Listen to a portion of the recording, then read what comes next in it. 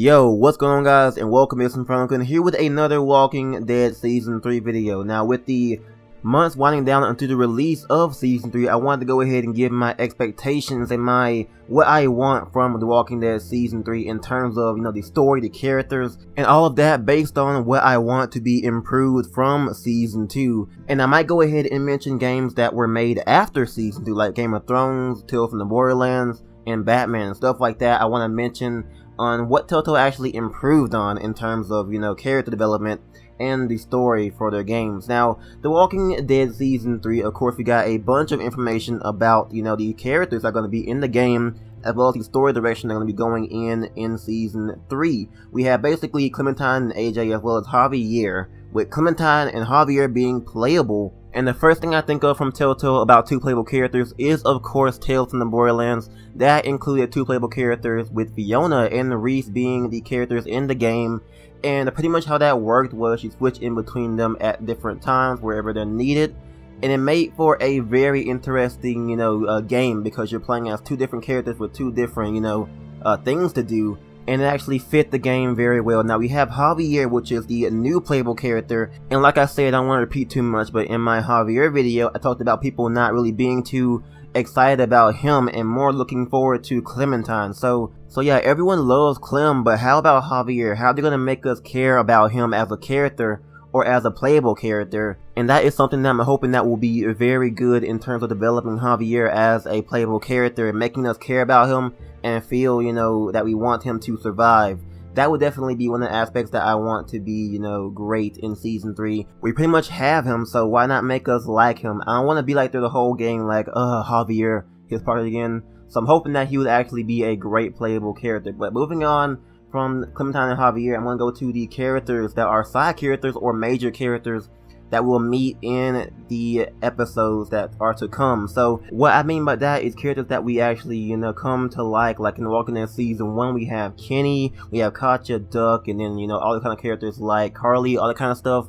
That was probably one of the, best aspects of The Walking Dead Season 1. The characters, they were very good, and pretty much each of them had a different personality and were different towards Lee. Like, of course, Lily was kind of a bit, iffy about Lee, and Larry was a complete jackass to Lee. And then, of course, we had, characters like Mark, who was, pretty much cool with Lee, and then we had Kenny, who was kind of up and down in some situations with Lee. Now moving on to The Walking Dead Season 2, while it was a great game in my opinion, I feel like the character development wasn't as good as Season 1 was. And I feel as if Telltale actually improved on character development whenever it came to, The Walking Dead Michonne. One character like Sam, she was a kind of complex character that was, iffy to some people. And then of course we had Game of Thrones. That one had great character development as well, having different characters with different personalities and different morals was definitely really, really great.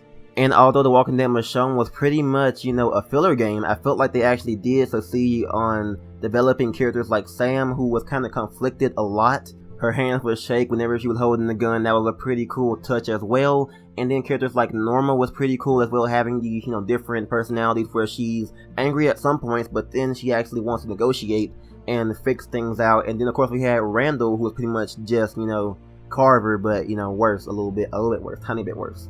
And I feel as if developing characters is probably really important because those are tied to our feelings towards the characters if they are going to die at some point, because definitely, that will be a huge point for like, if we actually feel something after their death. That would definitely be really cool. I mean, there will be some characters that we love and hate and also feel like meh about, but those are definitely some cool things to actually develop in terms of whether we like them or hate them or feel indifferent about them.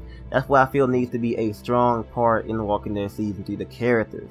Now while we're on topic for, characters, I want to go ahead and talk about the villains of the story. Now The Walking Dead Season 1 has some pretty much interesting villains and conflicts. Not just, villains, I mean just, hunger and conflict among the group, wanting to move and stuff like that, and fighting amongst, other humans. So we had fights amongst each other, we had some bandits come in, we had the St. John's in a way, and then we had of course more bandits, and then moving on we had kind of like hunger for a great level of realism. That was definitely one of the premises of episode 2, that was really, really great. And of course, walkers are always there, always around, and then of course we had the stranger who was pretty much always watching, but we came into contact with him at the end of episode 3 and then to the end of episode 5 as well. So as you can see, we had various conflicts that were definitely really great in terms of adding, you know, realism and all kinds of stuff as well. Now in season 2, it was definitely good. We had, of course, some fights among everyone as well. We had, of course, Carver, who was made out to be this big and bad dude in episode 1 and then was introduced in episode 2 and killed off at the end of episode 3.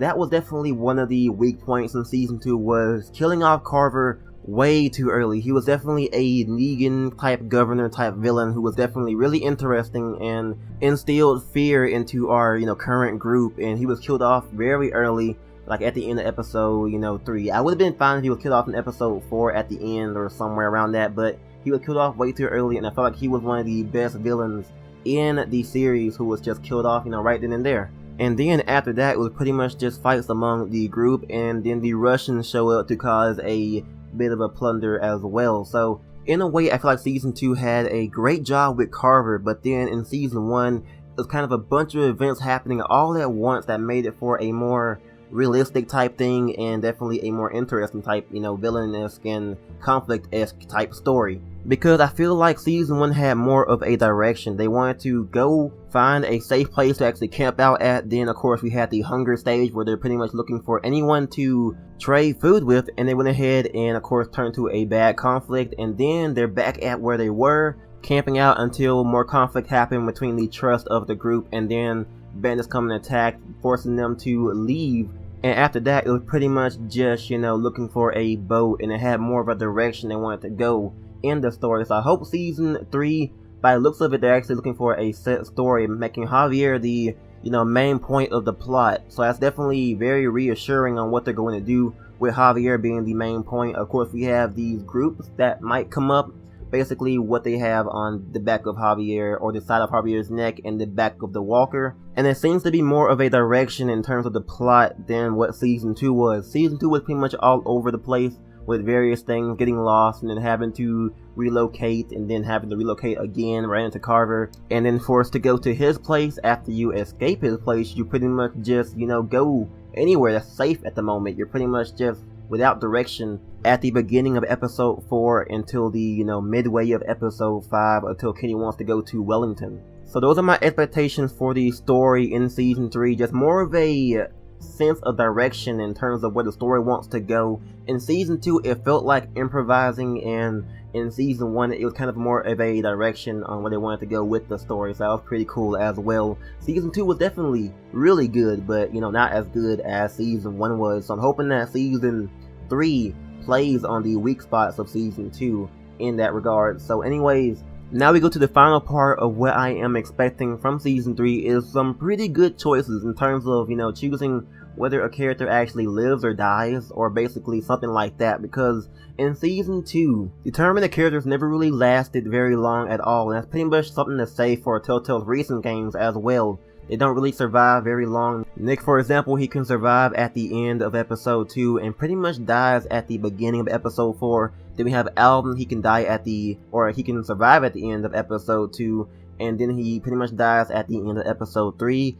And then Sarah, she can survive in episode 4 at the midpoint of it, and then dies at the, you know, kind of near end of episode 4 as well. So she wasn't very long by, you know, saving her. So I want them to improve on determinate characters in a way. I know it's not really, you know, too much they can do with that, because they don't have a Mass Effect style, you know, development where they go ahead and make the whole game. So pretty much, you know, I would like to see them actually improve on that, have them actually mean something a little bit more. They improved on this in Game of Thrones a tiny bit. It wasn't really too much, but they end up dying anyway. But you can kind of save some people and have some come along with you, and it made for a pretty, you know, cool difference in the story a little bit. So that is definitely what I want in terms of determinate characters from season 3. I know this isn't Mass Effect. There won't be a huge change in the story if you save somebody or bring them along with you or something like that. Not really expecting too much from that, but probably a Carly and Doug type choice will be really cool to see, as well as a save this person or don't save this person will be really cool as well. That's what I'm hoping for in terms of characters and the choices that you make regarding their existence in the future episodes. So that's my expectations for those. And I hope Telltale takes some inspiration from their previous games, Game of Thrones and Tales from the Borderlands, because Tales actually has the most similarity to The Walking Dead Season 3 at the moment because of the 2 playable characters. So that's it from me. Those are my expectations going into Season 3 of what I'm hoping we'll accomplish in the season to come. So if you guys did enjoy, go ahead and leave me a thumbs up to show some love and also help me out on the channel. And go ahead and subscribe if you have not already. I'm InfernoKun, and I will catch you guys next time on The Walking Dead. If any of you want to see my review of the new DC movie Suicide Squad, go ahead and check out the description box below and on screen. There'll be an annotation, maybe even a card as well. I put it on my other channel that I haven't talked about at all, but I put it over there because I didn't know whether or not to put it on this one. But yeah, just so you guys know.